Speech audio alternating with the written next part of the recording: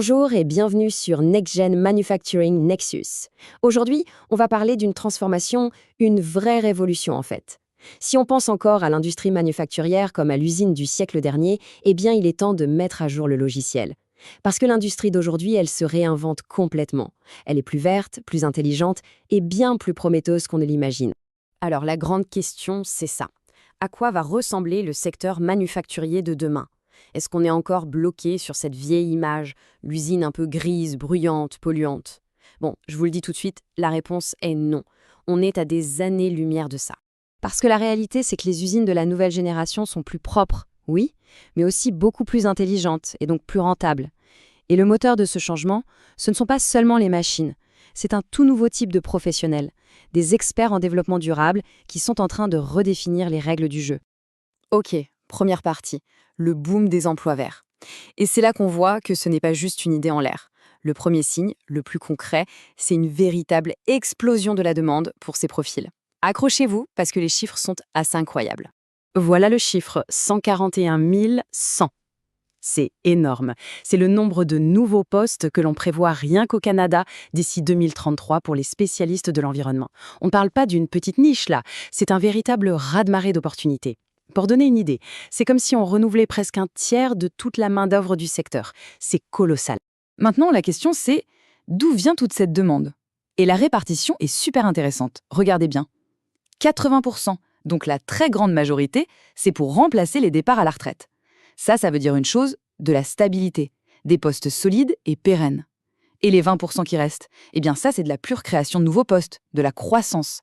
On a donc un mélange parfait de sécurité et d'opportunités nouvelles. Bon, on a vu qu'il y a une demande folle. Et logiquement, quand la demande est forte, les salaires suivent. C'est le moment de parler d'argent. Concrètement, ça paye combien de travailler à rendre l'industrie plus durable? Et là, le contraste est saisissant. Le salaire moyen dans l'environnement, c'est plus de 80 000 $ par an. En face, la moyenne, tout secteur confondu au Canada, c'est autour de 60 000. L'écart est significatif, le message est on ne peut plus clair. S'engager pour la planète, eh bien c'est aussi un excellent choix de carrière financièrement. Et si on regarde spécifiquement le secteur manufacturier, ce qui nous intéresse ici, la tendance se confirme, le salaire médian est à 70 000 $. Mais ce qui est vraiment intéressant, c'est que le quart des professionnels les mieux payés dépasse allègrement la barre des 100 000 $. Ça montre bien que la transition verte, ce n'est pas un truc à côté, c'est devenu central dans la stratégie de l'industrie. Et attention, on ne parle pas que de gens avec 20 ans d'expérience, ça commence très fort, dès la sortie de l'école. Les projections pour la promotion 2025 sont éloquentes. Un jeune diplômé en génie de l'environnement peut espérer un salaire de départ de plus de 87 000 $ dans un secteur comme l'industrie pharmaceutique. C'est un signal très fort envoyé à la nouvelle génération. Leur expertise est non seulement recherchée, mais aussi très bien valorisée.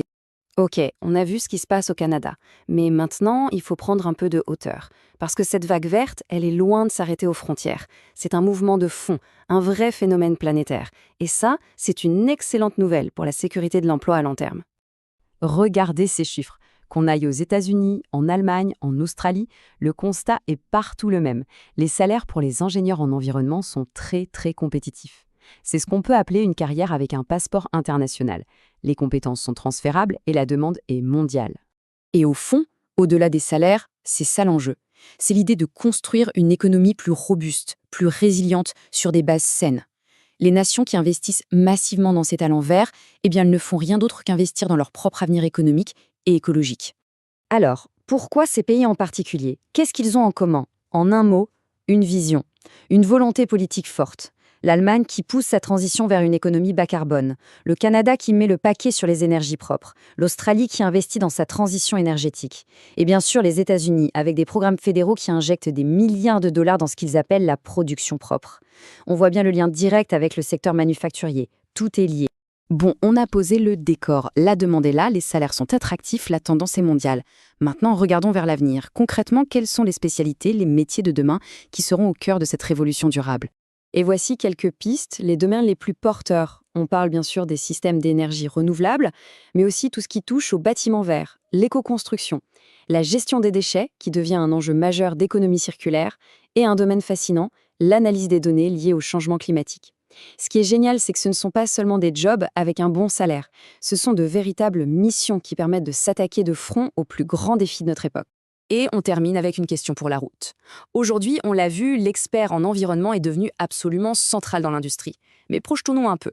Demain, quand le durable ne sera plus une spécialité mais simplement la norme, quel sera le prochain métier essentiel?